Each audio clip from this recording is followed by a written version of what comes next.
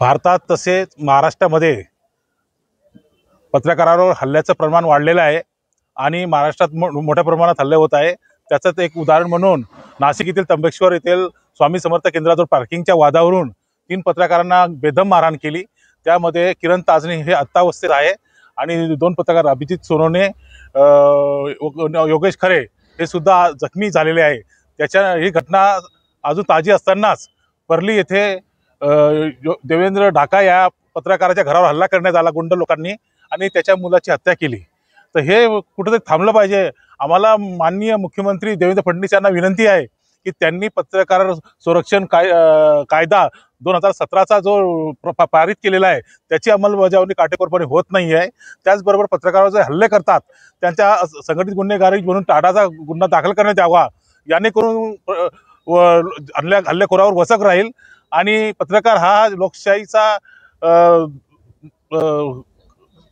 दूत आहे, संविधानाचा चौथा खांब आहे आणि जर पत्रकारावर जर हल्ले होत असेल तर पत्रकार जर धोक्यात आला तर आपल्या भारताची लोकशाही सुद्धा लवकर धोक्यात येईल आणि इथं हुकुमशाही यायला वेळ लागणार नाही। याची सरकारने गंभीर दखल घेऊन पत्रकाराला संरक्षण कायद्याअंतर्गत विशेष प्रोटेक्शन देऊन पत्रकारावर हल्ला करणाऱ्यावर तुरंत कडक कारवाई करण्यात यावी अशी आम्ही या निवेदनामार्फत तहसीलदार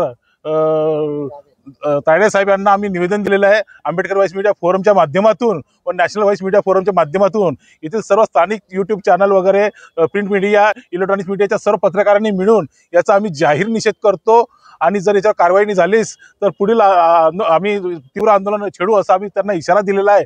जर त्यांनी कारवाई केली नसल्यास 8-10 दिवसानंतर आम्ही संघटनेच्या माध्यमातून संपूर्ण महाराष्ट्रामध्ये तीव्र आंदोलन छेडू आणि होणाऱ्या जबाबदारास हे सरकार राहील अशी आम्ही इथं ग्वाही करतो। जय भारत, जय संविधान। काय म्हणतील सर, आज कसं संदर्भात इकडे आले तुम्ही?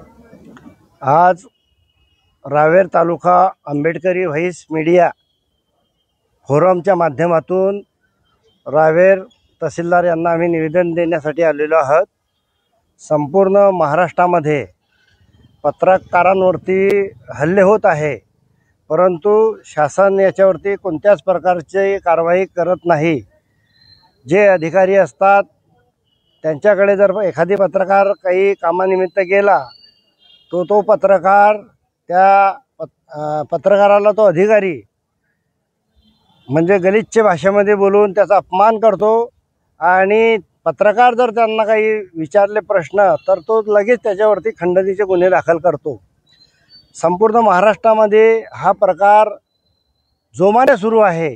या प्रकाराला रोखण्यासाठी आम्ही आंबेडकरी व्हॉइस मीडिया फोरमच्या माध्यमातून आज रावेर नायब तहसीलदार संजय तायडे साहेब यांना निवेदन दिले आहेत आणि त्यात म्हटले आहे की नाशिक येथे त्र्यंबकेश्वर या भागामध्ये ज्या पत्रकारावर हल्ला झाला परंतु शासन कोणत्याच प्रकारची कठोर कारवाई करत नाही आणि शासनाने कठोर कारवाई करावी या मागणीसाठी आज आम्ही इथे रावेर तहसील कार्यालयावर तहसीलदार यांना आंबेडकरी व्हॉइस मीडिया रावेर तालुक्याच्या वतीने निवेदन देत आहे।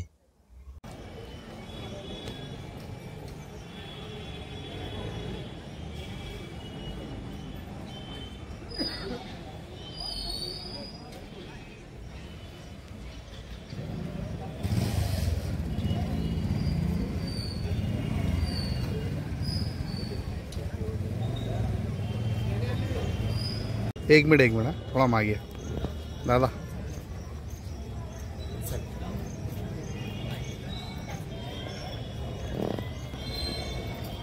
ओके।